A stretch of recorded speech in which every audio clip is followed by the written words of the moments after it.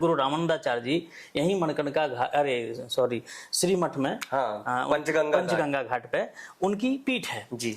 तो यहीं पर आचार्य ने अपना जीवन बिताया और कर्मकांड से लेकर भजन से लेकर के सब यहीं पर किया उन्होंने। छोटी सी अवस्था में आ गए थे। ये जो 12 शिष्य उन्होंने बनाए, जैसे ये आप जिस जगह पे आप बैठे हो पातालपुरी मठ जी, ये नरहरियानंद जी की पीठ है, ठीक है। इन्हीं के नाम से नरहरपुरा है जी। कबीरदास जी के नाम से कबीर चौरा है जी। सैन जी के नाम से सैनपुरा है। क्या बात है। रविदास जी के नाम से रविदास गांव है। ऐसे ऐसे करके पूरे 12 शिष्यों के नाम से पूरी काशी के मोहल्ले थे। वाह। अब धीरे धीरे क्योंकि विस्तार होता गया, क्योंकि पहले जो इसका जो नाम था आनंदवन जी, काशी नाम तो जब काशी माता आई जी तब काशी नगरी पड़ गया। इसके पहले तो आनंद बने, त्रिकंटक विराज थे, संकल्प में आप लोग सब बोलते हैं जी। तो इस काशी का नाम आनंदवन जी, जहाँ पर विश्वनाथ जी ने अपने लिए इसको सुरक्षित रखा था और संत महात्माओं के लिए ये था। पर प्राय करके लोग आजकल एक और बात कहते हैं कि ये संत महात्माओं को शहरों में रहने की क्या जरूरत, महात्माओं को तो जंगल में जाना चाहिए। अरे भाई तुम जंगल रहने दो तब तो। क्या बात। हम संत महात्माओं तो जंगल में रहते हैं, पर तुम लोग आकर के यहाँ पर शहर बना देते हो। यह काशी तो जंगल थी जी, यह काशी आनंद वन था ना, तो यहाँ संत रहते थे, भगवान और बाबा शंकर रहते थे।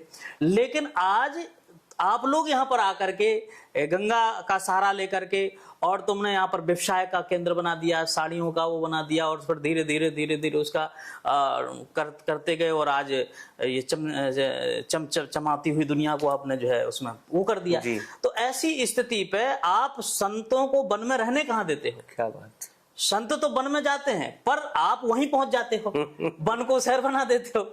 वृंदावन महात्मा गए, भगवान गए वृंदावन, वन मतलब जंगल जी, वहां आपने जाकर के शहर बना दिया। तो हम कहां जाएं, जहां जिस वन में जाएंगे वहां पर आकर के वो कर देंगे। तो ऐसी स्थिति पर ये जो काशी नगरी की जो महिमा है, तो हमारे यहाँ पहले जो बनते थे वो भगवान को पाने के लिए संत बनते थे, परमात्मा को पाने के लिए संत बनते थे कि हमारा जीवन अब जो दोबारा ना मिले जी। क्योंकि भगवान को प्राप्त कर लेंगे, भगवान की भक्ति करके और भगवान का धाम प्राप्त कर लेंगे, तो जो जीवन मरत दुसह दुख हुई, व्यक्ति को सबसे ज्यादा अगर कष्ट होता तो 2 बार होता है, एक जन्मते एक मरते जी।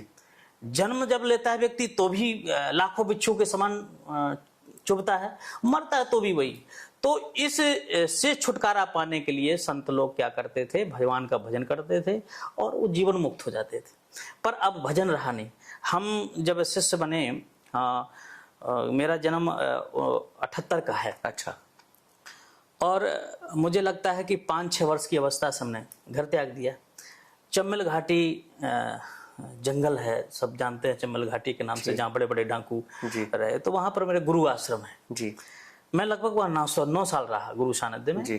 तो गुरु जी जब तक 1.25 लाख मंत्र जप नहीं कर लेते तब तो भोजन नहीं मिलता था। अच्छा। हाँ, नियम था कि 1.25 लाख आप पहले मंत्र जप करो, इसके बाद कोई भी भोजन या प्रसादी जो भी बनती थी वो मिलती थी।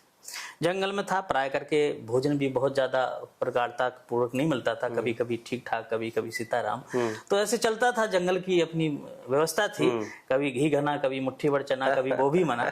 तो 9 साल मैंने ऐसे वहां पर बिताया। फिर काशी पढ़ने का विचार बना तो 2000 में मैं काशी आ गया और यहाँ पर स्पीड का वर्तमान में। तो जो आपने कहा, अब जो शिष्य बनते हैं वो केवल इसलिए बनते हैं कि हम डायरेक्ट महंत बन जाए। अच्छा। हाँ, महत्वाकांक्षा मतलब अगर कोई बन भी रहा है साधु तो इसलिए नहीं बन रहा कि मैं भजन करूंगा भगवान को पाऊंगा। अब भगवान कोसों दूर हो गए। ठीक बात। अब भगवान से या भगवान की भक्ति से कोई लेना देना नहीं।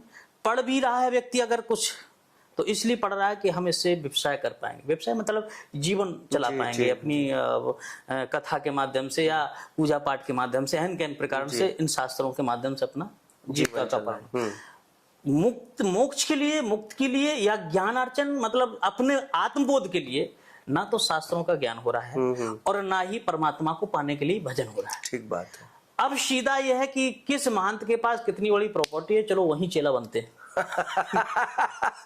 और वहां चेला बनेंगे तो अपना चकाचक हो जाएगा। अच्छा महाराज जी, कितने सारे मठ तो बिना उत्तराधिकारी के वो सब ऐसे पड़े हुए हैं, बंद हो रहे हैं। उसका कारण यही है कि जैसे कि एक तो उत्तराधिकारी मिल नहीं रहा कायदे से, और जो मिल रहा है तो वो इसी दृष्टि से मिल रहा है। तो अब महात्मा लोग कोई भी जो बनाएगा वो सोचेगा पहले योग्य तो हो। हाँ, योग्य तो। अब योग्यता नहीं, आपको कैसे बना दी जाए?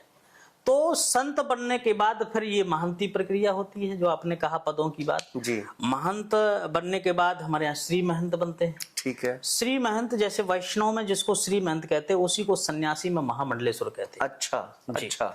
अब हालांकि वैष्णव लोग भी महामंडलेश्वर लिखने लगे हैं, लेकिन श्री महंत ही महामंडलेश्वर होता है जी। इसके बाद जो शैव हैं वो शंकराचार्य, जगतगुरु शंकराचार्य उनके जो सर्वोच्च होते हैं। वहां एक पद और है, मंडलेश्वर आचार मंडलेश्वर। हाँ। जो अखाड़ों के जो आचार मंडलेश्वर होते हैं वो मंडलेश्वरों से बड़े होते हैं जी।